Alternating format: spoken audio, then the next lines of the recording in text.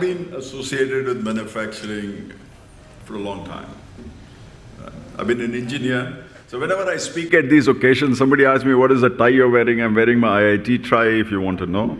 I was an engineer long ago. I have been on the shop floor. I used to manufacture. I was with Jyoti Baroda, and I was a construction manager. So I've been there, but I feel outdated if I look at today's technology. So I'm going to talk today about three things. One, more from what it takes to be a world class, rather than sort of the issues which you're facing in India. That's one. The first thing is, what is really world class? What I think is world class, okay? What it takes to get there. The second part is, I want to share with you some of the research we are doing. I don't have much time, but it'll be more on one of the serious structural deficiencies in India that I see, and I've been looking at it for a couple of years, even longer. In fact, I've been looking at Indian manufacturing since 2005. But this particular aspect I'll bring in front of you, okay? Then maybe I'll briefly touch upon what's going well for us and what might not be going well for us, but it'll be a very short, few minutes. I'll come back with my solutions, which I propose. I hope I can convince you, or at least get you into a dialogue, that those are the kind of solutions you need. There is a revolution out there right now, okay? Out there, I mean in the rest of the world. And that's a quotation by Jeff Immelt. He's the chairperson of General Electric. GE has been investing a huge amount in its manufacturing technology. And basically, he says manufacturing is getting digitized and democratized, right? Both are good news for us, because India is the master of the digital technology. And hopefully India knows that the moment the technology gets democratized, that means anybody can go into a store and buy anything you need to make a product or design one. We are very good at doing it. So what it does is it sort of levels the playing field. And it reminds me of where we were in the IT revolution 25 years ago. I mean, what leveled the playing field for us is the fact that you could learn without any restrictions. You could go and pick up knowledge. And even today, you can go on the computer. Today is much easier. But 25 years ago, you could go and learn. And the fact that you could learn gave us a huge advantage over a lot of countries. So these are the two major things that are happening. And everybody is looking at it, right? To the extent the way products are being made is changing. There is a huge technology, not just in the way, but also in the supply chains being used for them. We'll talk about it, right? For example, a lot of factories are coming back to the US, and not a lot, maybe 1 million workers, 800,000 last estimate. And they're coming back because advanced robotics, new manufacturing technologies are increasing the productivity sufficiently so you can afford high-class labor to make these products. So people like Whirlpool, people like Google, people like General Electric have moved their manufacturing back to the US. What people are saying is these technologies are increasing the productivity. Now, this is the rate of growth of productivity in different countries. US was doing pretty well. In fact, it used to be about 5%. It's now slowed down to about 2.5%. And probably that's because it's invested enough in technology and the productivity gains are not coming. Take China itself. China, which used to have a year-over-year productivity increase of 15% in the 1990s, 15% increase in productivity, has actually slowed down to about 8.5%. And we call that a slowdown, okay? The productivity gain in China is amazing. And much of it is coming because of technology and robots, okay? So this is something that's happening.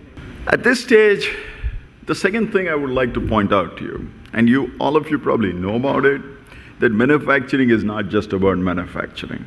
And everybody knows that. It says, look, a $1 in manufacturing is $1.37 in other sectors. That's an easy way of looking at it.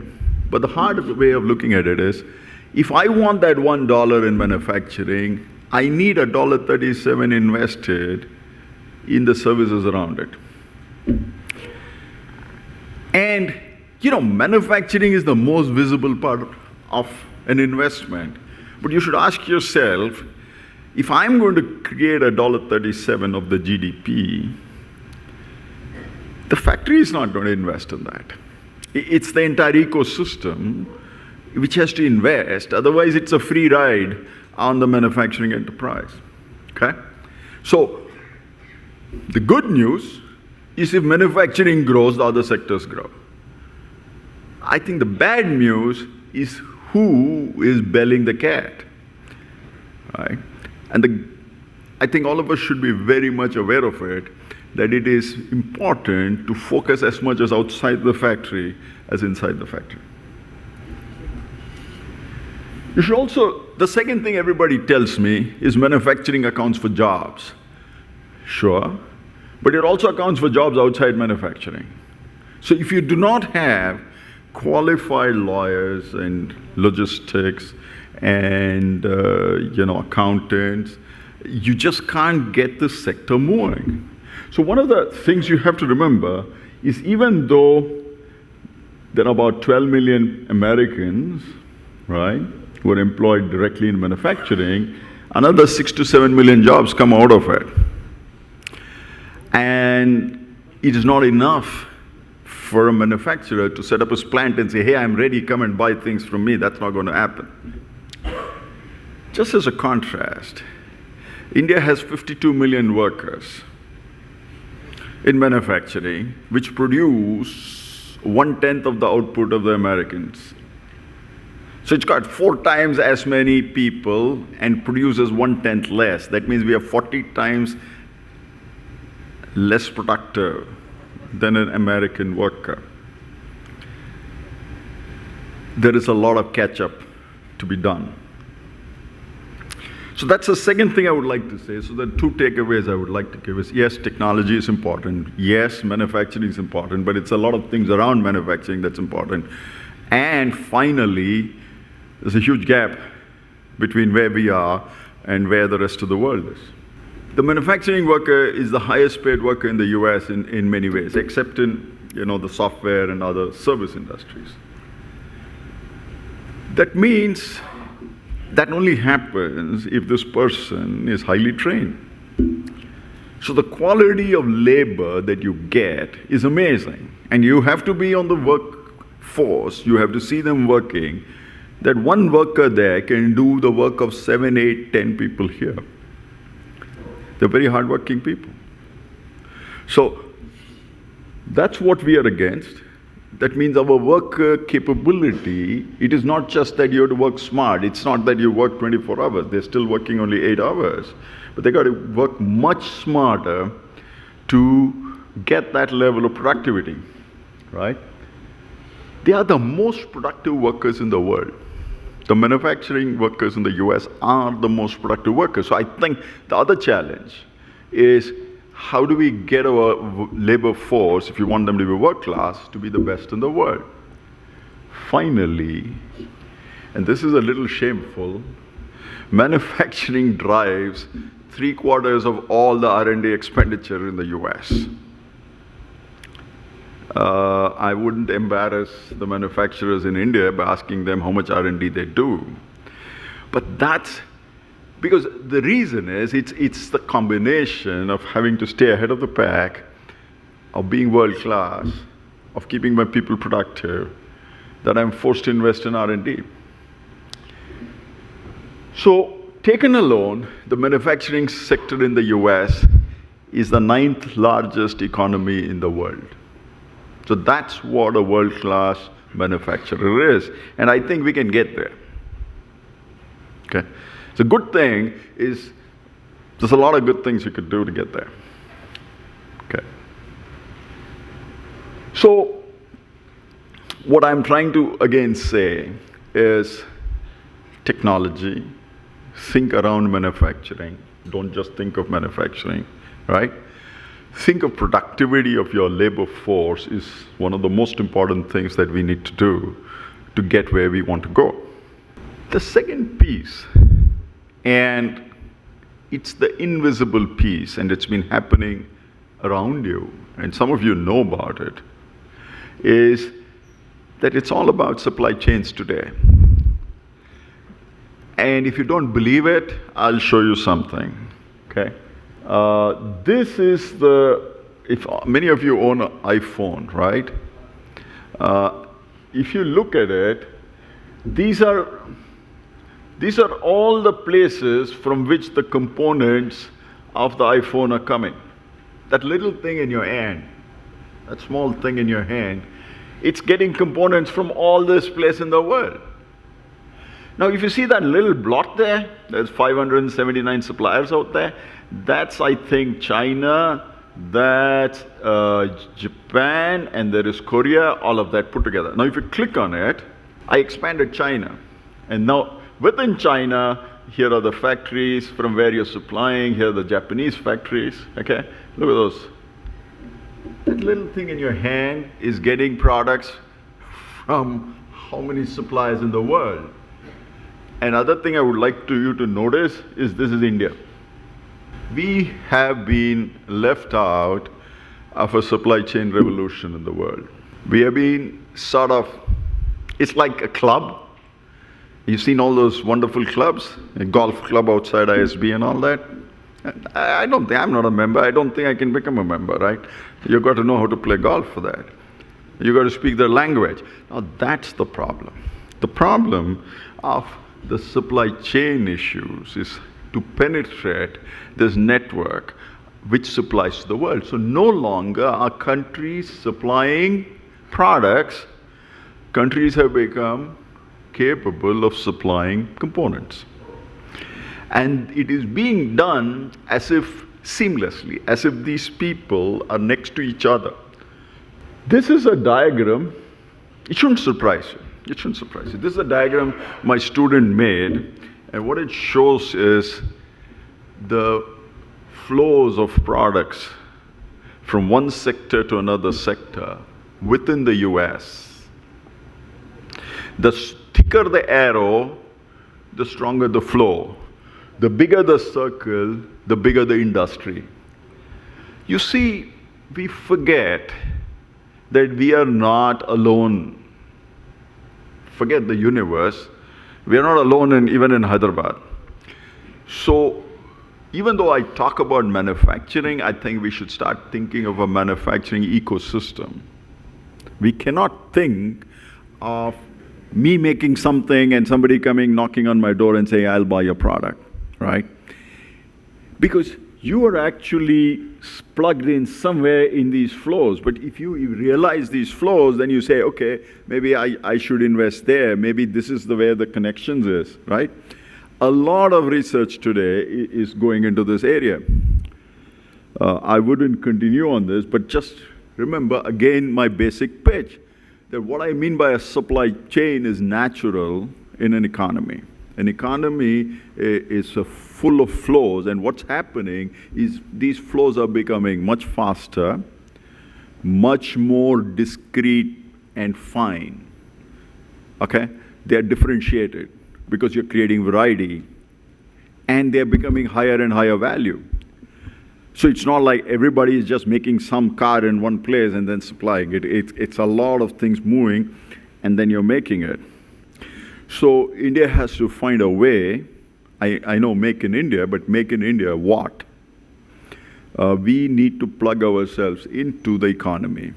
I feel somehow if this is the world, India is sitting like a petulant child somewhere out there, saying, no, I don't want to play with you.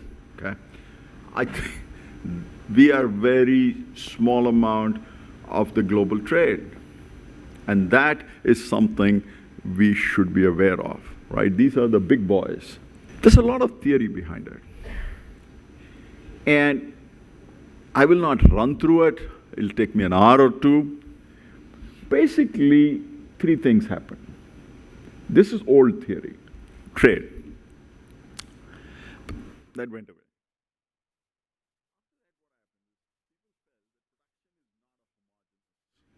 Activity. It can be broken up. So if you fragment it, then I can do pieces of it where I'm more competent in doing it, right? And so they started taking the piece apart. But then the individual firm said, oh, you're going to take production apart, then I'll become a specialist in this technology and that technology, in aluminum die casting, okay? I'll be the best in the world, so everybody will come to me. Or one little piece of aluminum die casting. So what happened is each firm became a specialist in the one little thing they do. And that's why you got these 1,000 suppliers for an iPhone. Okay. The advanced economy says, oh yeah, you're going to do that? Well, we are going to get smarter. We are going to keep the service part of manufacturing, and you guys do the low-end production. So what they did is, we keep the cream, and you do the hard work. So all the low-end production moved to Asia. They're good at manufacturing, but low-end. But all the sweet spot, by the way, is the stuff around manufacturing. Design, legal services, accounting services, logistics, IT. Now, I surround manufacturing with that, right? And say, you guys are the factory, useless fellows. You flog your workers and get your work done, okay? We will keep the sweet end. That was the strategy. That strategy is slightly getting, that's called the servification strategy. We heard some of it on day one. I will not mention where we heard it, but we did hear it, okay? But the advanced countries are saying that. In the meanwhile, there was a technological revolution. So this story is not complete. What it says is, I don't need your design. I don't need your services. I don't need your IT. I don't need your legal stuff. I'll do it myself. So I think that's the new revolution coming in. I don't have a complete theory around it, but I will leave you to develop that theory. That you want to break this cycle, you got to do something slightly different here, okay? I don't think it makes sense to attack this. I don't think it makes sense to attack this. So we have to do something very Indian to attack this. And I think we have to leapfrog because this is tried and tested. There's an old boys club there, okay?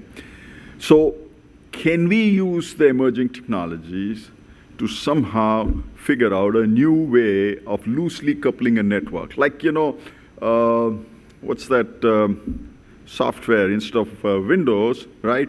Or you have Outlook's Office 365. Instead of SAS, I have an R, open source software. Is there a way in which I can somehow do this because we are much better than others at doing that? It just changes the way we manufacture. So is there a way we can think about it? I don't know. I leave it to you. You're the experts. Here is what China did. China took on the most efficient manufacturer in the world, the America, the USA, and beat it quite significantly. China's share grew 23 years. China's share of exports grew in almost every sector. China's wages grew. And this wage rate growth was possible because the productivity gains were about 15% for the first 15 years and about 8.5% for the next 10 years, which means you could raise salaries of workers and get better trained workers over the last 23 years. The salaries have grown, I know, close to 300%. So our workers' salaries have not grown. I mean, I'm saying real salaries. Real salaries have grown 300% there, okay? And that has been made possible by sustained investment in manufacturing. So it is possible over 25 years, but it takes a long time. And the US has paid a fairly interesting price. It has lost about 5 million jobs in the last 10 years or 12 years in manufacturing alone. 5 million jobs here and another 3 million in other sectors which supply to manufacturing. So it has lost about 8 million jobs, and much of the job loss is attributed to the increased productivity in China. Okay? And China could do this to a world-class manufacturer. So it is possible for the Indians to do it. But you can't use the old mantra. I don't think it's going to work. So here is the summary so far. What I have told you is there is a revolution coming. There's a revolution where we are better at playing it, right? It is a game which we know how to play, which is the digital game, the loose network game, right? But remember, the answer is probably not just in the factory. It's maybe outside, creating a network of firms which supply to each other, which is why I like the theme, like I connect and I grow. I mean, nowhere is it true but in manufacturing supply chains. And this is a very apt theme. And I don't like the word I sustain. I prefer I conquer, okay? So I connect, I grow, I conquer. That's what the theme should have been. I don't know what these people chose this theme for, okay? If you want to be world class, you don't sustain, okay? Finally. So you got to come together, improve productivity, increase technology, train your people. We know that. We know the game we have to play, but there is a problem in India. This is a problem which we are blissfully ignoring for the last 60 years. I think from Mahatma Gandhi times. Mahatma Gandhi, if you read him carefully, he says, I wanted each village to be a self-sustained unit. I don't know whether, I mean, some of you would have read that saying, that his whole quarrel with Nehru was in the industrial policy. He says, I wanted villages to be self-sustaining because he thought that's the only way to get full employment, right? Nehru said, no, I want these big industries. And that was a source of contention between them.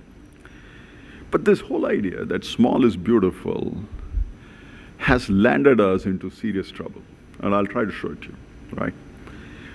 This is, we are working on this project. We looked at several sectors of the manufacturing economy. These are the 5 sectors which are less diffuse, more concentrated. That means bigger firms. These are 17 sectors which are small firms, predominantly. So this measure of size dispersion is called the HHI index, okay, the Herfindahl index. And the higher it is, means there is more monopoly, scale is bigger, okay. You can see the industries where the scale is bigger, their growth, the contribution to GDP growth is much higher. Whereas those industries where the scale is small, their contribution to growth is negative. 40 million of the manufacturing workers are sitting here, or maybe even 45. I would put only 4 or 5 million out here. The problem is in scale. We are now back to India. I'm no longer in America and China, I'm back to India, okay? If you look at it, except chemical industry, where the Herfindahl index is over 1,000. 1,000 means you're getting concentrated. 3,000 means you're close to a monopoly kind of a thing, right? These are abysmally low. Like we got cottage industries in most of these sectors. Now, it is not sustainable. It's just not sustainable. So we are doing research in understanding why small firms don't become big firms. All of you were small at some time. We were all 1 year old, then became 5 year old, now we are 70 years old. Now why are these firms are not growing at that pace? In any economy other than India, the size distribution is sort of like that, right? There are a lot of middle-sized firms. In India, so they all look at like a camel with one hump. In India, it's like a camel with two humps. You got one blip on small firms and you got another small blip on large firms, the middle is missing. We have been studying this very, very carefully. I don't understand it 100%, but I think we are surveying, right? In fact, you go talk to people, and this is in Brazil. They say, oh, we are not able to grow because of lack of capital, lack of land, lack of support, lack of infrastructure, lack of this, lack of that. Everywhere in the world, everybody has the same complaint. You know, you go to America, they say the government doesn't. Obama is very bad. Okay. You go to Russia, they say Putin is bad. You come here, they don't yet say it about Modi, but previous government they would have blamed, right? So the government has to do something for me. But the reality is there is a huge structural problem here. The size distribution of firms in India is very unique. It is a bimodal supply chain which is disconnected in the middle. I suspect our supply chains are completely broken up, and there is one supply chain supplying to the high-end market and the other supplying to local markets. You just are not going to get scale economies with that. So scaling up is important, and we have been studying this carefully. Okay, small is no longer good enough. Small is good enough for innovation, but it's not good enough for growth. So the question is, how do you rapidly scale up? What is the mechanism we use? We have been interviewing firms, and I just want to share with you some common strategies. We're looking at firms which have been able to scale up versus firms which have not been able to scale up. The firms which have been able to scale up have a global partner. Firms which have been able to scale up have modern technology. Firms which have to scale up have got good workers. Firms which have to scale up have a global strategy. They're able to have a very clear market strategy, a product strategy, a market strategy. They are a very clear distribution strategy. They are very aggressive in their growth, and they know clearly how they want to think into the future. What we are finding that it is probably the right choice of management and strategy and direction which differentiates the people who are able to grow from people who are not able to grow. And of course you will say you're saying this because you're a management institution. I'll smile at you, okay? But that's why I'm here. I mean, that's what we do as an institution. And I'm more or less convinced. I'm saying what differentiates the two? Both of you are in the same economy. Both of you are in Chandigarh. Both of you are in Hyderabad. Then why is this fellow growing? Why is this fellow not growing, right? And to a large extent, I think the problem of scaling is in the management education, the strategy, the choice of product, market, finance, distribution, partnerships, okay? And we continue to do research in this area. So that's my second pitch, that don't forget, you can't get world class unless you become big enough. If you're so small that you don't matter in the world, then you're not world class.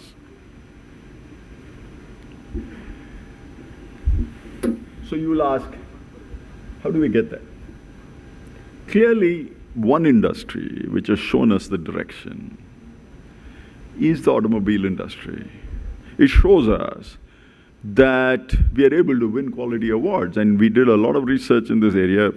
We continue to look at this industry, and what you'll learn is we are very good students. How are we able to get into the IT industry? How are we able to capture this industry? Yesterday or this morning, I saw Ford was investing $1 billion in India for a new plant. We have become the world's capital for small car manufacturing, okay? And that's because once we know what we want to do, I think that we are able to execute. Everybody tells me it's execution. I think, no, it's direction. It is the corporate direction which is important. You don't need...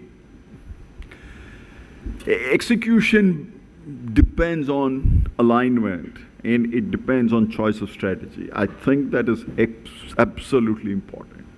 In the automobile industry, everybody said, hey, look, here is this thing called Quality and Deming Award. Can we go get it? And once you told it to people, they said, yes. Tell the IT industry, hey, certify yourself in this particular software. They said, yes, we'll do it. But that point of what you need to do, I think that was the light bulb going off in your head. And maybe as good students, we must remember that I have great students in this school where I'm supplying it to the rest of the world. So I know that this is what is our strength. So your problem is not people. I don't think so. I have seen the same people whom we blame working miraculously in the US in different jobs, right? My own students doing so many great things in this country. So I think that is not the problem. The problem, this is the strength of ours. People are our strength, right? These are all our weaknesses, and I'm not going to go into it. All kinds of issues, okay? And I have a solution to this. You know, land and labor and power and infrastructure and policy changes, and you know the whole list, right? So we keep going round and round about it. I'm not going to get into that. Everybody in the world has these. It's not us alone. So how do I put it together? So I've given you 3 pieces. I think the first piece was basically there is a change. There is a way we must plug ourselves back into the world's supply chain. We have to think of not just manufacturing, but things around it. The second piece was getting a clear strategy for growth at the individual firm level and executing it using people, right? Now, the third piece was there are issues with the government. My solution, at least I'm halfway through the research, but my solution is very simple. I believe if any firm wants to get world class, these are the 5 things you need to do. Better management. You won't believe it when Prime Minister Deng, who is the man who is responsible for China's modernization, he said the pillars of growth will depend on 3 things: technology, management, and democracy. Now, what he meant by democracy, of course, was that you listen to everybody. What he meant by technology is the West has the technology, we should go get it. And third, he knew that they have great ideas, so you should adopt them. And the Chinese have done it to the extent it's become a joke. The following joke, right? So they tell me, in China, they're very good at copying. So they go to Japan and say, oh, they sleep for 1 hour after lunch. So everybody has to come and sleep 1 hour for lunch. Then they go to another country. You have to play 2 hours every day. They come back and say, you have to play 2 hours every day. They have actually instituted practices. In fact, one of the practices is you shouldn't work more than 8 hours a day. So they shut off the light. So they are very good at management. They say, what is management? Teach us management. And they imitate. They're able to do it. So this is better management is, I think, an important mantra. It is, it's not that you and I do, it's how the whole system manages itself through better practices. It doesn't matter what I do or you do, it's together. And that's what the whole idea of management is. The second part is strategy. I have a feeling that unless you pick the right strategy, the right product, the right market, the right partnerships, the right financing, I find small entrepreneurs taking very, very risky strategies and changing their paths very rapidly and going out of business. And I am surprised. Small businesses are taking more risks than the big guys. And given our bankruptcy laws, it is leading to a lot of failed companies who are not able to extricate themselves from it. The risk-taking has to be with your eyes open, and there must be a way of forgiving the risk that you're taking. That's why people like TiE can help there, to help people take the risk, but also come out when they're not able to face up to it. I'm convinced. I was in Ludhiana, and I told them, look, you can't do it alone. There is no way, because the gap between us and them is about 3,000% right now. So unless there is partnership, it is almost impossible to bootstrap our way. This is absolutely necessary. The fourth part, I don't know how we are going to do it. We have to plug ourselves up back into that supply chain. Next time I show that picture for Apple, I would like 10% of the factories in India. Now, how would you do that? I think we have to look at, you have to look at, not me, at these global networks and say, draw that picture like they did it for Apple and say, how do I plug myself into these industries? Fifth, you can't do it alone, I can't do it alone. We have to invest very, very deeply in people and technology. I don't think, the question is which kind of technology, what kind of training. These are the 5 things.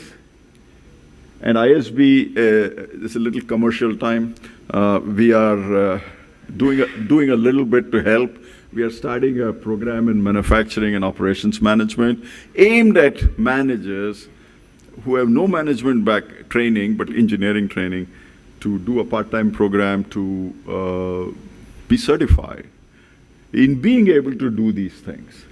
Okay, so this is a 1-year program starting in June, and Aruna will tell you a lot more about it. Okay, to the government, and I hope or hope not that there are policymakers in the audience. I have only 2 things to say. Okay, first of all, you must focus outside the factory. I mean, in the sense that you and I know how to manage a factory. It's easy to manage a factory because it's in, 2 acres of land. All the issues are outside there, right? So even the growth has to take place, the investment has to take place outside the factory to make this factory work. It's like, putting a factory in the middle of a desert and saying, go make something. I can't do it. So I think the government's role might be not just in manufacturing when you say make in India, but probably everything around manufacturing, and the manufacturing will happen automatically, right? It's like, making a garden. You make the garden, put the, till the land, get everything ready, and we'll come and put the seeds and take care it grows. But that's what the manufacturer is. But without the rest of it, I don't think manufacturing is going to take off. And my one advice to all of you is very simple. Just like the government penalizes me when I am late, I think we should penalize the government when they're late. The biggest problem we are finding in everything is delays. Starting from my income tax returns. If 1 year to return my money, they don't return for 1 year. But if I'm late, they put me in jail, right? So you should insist, we must insist as people, that if there is delay, whatever I'm supposed to pay you, I'll pay you only half. And if you further delay, I'll pay you only 1/4. The government has to face a penalty for delays. There is no other way. I think there's only one metric we can use. All this is saying single window clearance, all that is nonsense, okay? Delays have to get eliminated. The government has to pay a price for delays. If it doesn't, we are finished. There are places where you can set up a business in 24 hours. That's what the British High Commissioner told us. You try setting it up here. So I think these are my two policy recommendations, that to help manufacturing, I need a lot of infrastructure around me. Please focus on that. Second, create a mechanism to penalize delays. Okay. Let me end with the very old, I pulled it out of my manufacturing strategy lectures. Manufacturing is hard. Auto industries has taken 25 years to grow. So if you ask me as students, and students get scared, I say, look, break it up, break it up. It'll become easy. Four steps. I think the 4 steps we say is, the first step is, first do everything right. Learn to do everything right.